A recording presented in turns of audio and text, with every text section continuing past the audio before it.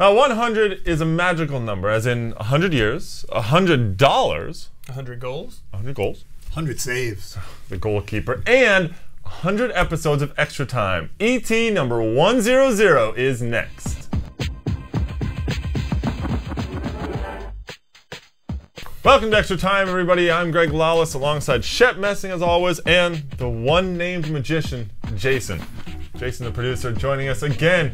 Act 1, hitting the century mark. Well, Extra Time turns 100 with this episode, and Shep, you and I can look back at all these shows that we've done before. I mean, I did the first one actually by myself without you. That was a terrible show, obviously, right?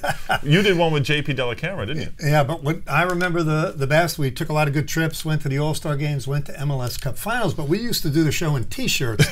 Now we've gone corporate here. Yeah, well, it's Jason, the producer's fault, I think, for the corporate stuff. Hey, I remember the 100 shows. I was here for them, too. He was with us all the way through. And you know what? Being to number 100, we are in pretty good company, actually, because Taylor Twellman, the New England Revolution striker, hit his 100th goal in MLS. He actually hit also number 101. Pretty impressive all the way. I mean, I was up there at the game, and the crowd went nuts for it. The team was incredible. The celebration was great. This is arguably the best score in MLS history. Yeah, I think tremendous for New England, for the team, tremendous for Major League Soccer to see Taylor Twellman healthy, and he picked right up where he left off. I mean, great goals, could have had a hat trick, but Taylor Twellman really decimated New York in the second half. Yeah, he's a big-time player. I was kind of looking through the stats, something that kind of describes him, and a couple things stood out to me. New England never missed the playoffs since Taylor Twellman came onto the team. Wow. And the other thing is 10 goals in 21 games in the playoffs. That's pretty impressive. He's a big-time player. He certainly is. He also is the quickest to 100 goals. Only 174 games played to get to 100 goals, which is impressive. Now, he's missed a lot of time this year. He's had some issues with whiplash from an injury from last year. Him coming back into New England, does this make the Revolution a contender, do you think, Shep? Well, I still think that they have a little bit of a way to go. I think the East is going to be very competitive. But yes, if you have a healthy Taylor Twellman, healthy Steve Ralston, you have healthy Matt Reese, you have Shalrie Joseph, a couple of young kids doing well in the back. So the core is still there for them, isn't it? I mean, from back to front, as we always talk up the spine, you know, and they've got some guys in the middle in defense now with Osei and Darius Barnes as well. Speaking of that spine, I think the biggest thing that happens is you get Shalrie Joseph, who filled in serviceably as a forward. He was good, I mean, but he's the best player in MLS in the middle of the field, the most dominant one person, I think, that you can put in the middle of the field and trust. Now they have him in the middle of the field running the show. Yeah, one of my concerns about them, though, is that they've shown that they have some injury problems and that they might break down again. I mean, they're getting Twellman back, but Ralston has also had some injury problems.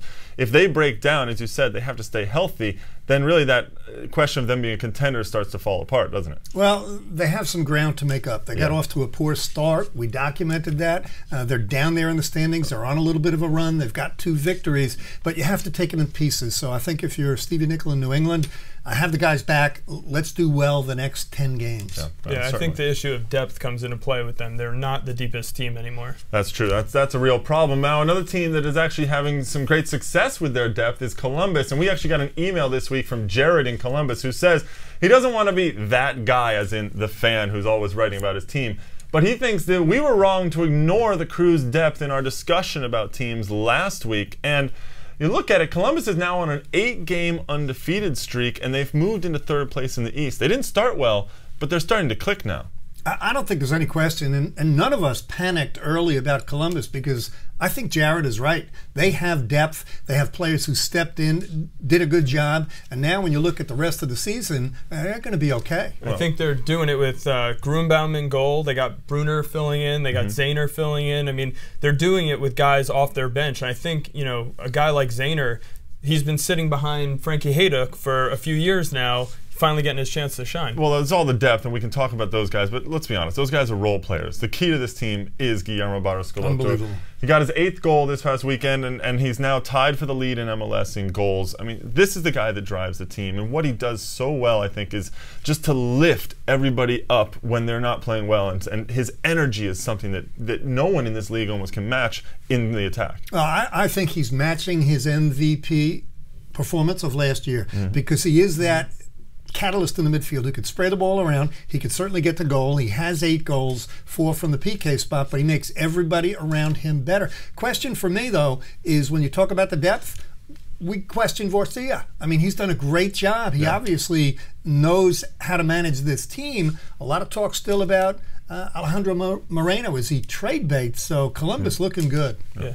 Well, another team that's starting to look good, the Los Angeles Galaxy, and that would actually bring that up, right? After their 9-game unbeaten streak that included 5 straight ties, they got their 2nd win of the season this past weekend in Toronto. Always a tough place to play, and the catalyst here, I know, Shep, you believe it was Donovan Ricketts in goal. I think Donovan Ricketts has kept this LA Galaxy team in every game this year. And obviously, I'm defensive-minded. Bruce Arena... Defensive-minded? You're goalkeeper-minded. Defensive-minded. So Bruce Arena, how do you rebuild a team? He's rebuilt it from the back. Yeah. And when you have a goalkeeper and a defense that can keep you in every game, they'll find a way to get goals like they did in a hostile Toronto. I think this Galaxy team is going to do very well. I definitely agree. I'm not impressed with the streak because they're not winning games. 2-0-8, you know, it's 14 points, and you know, if you went 500, that you would have gotten 15 points out of that. True. So I'm not super impressed with that. But what I am impressed with is the fact that the defense is organized and they're giving up barely over a goal a game. If you take that Dicchio goal off there, so well, I'll take a little bit of issue with what you're talking about with all those ties and maybe that they're not as good, because I look at this team and what they did last year, and you think, you know what?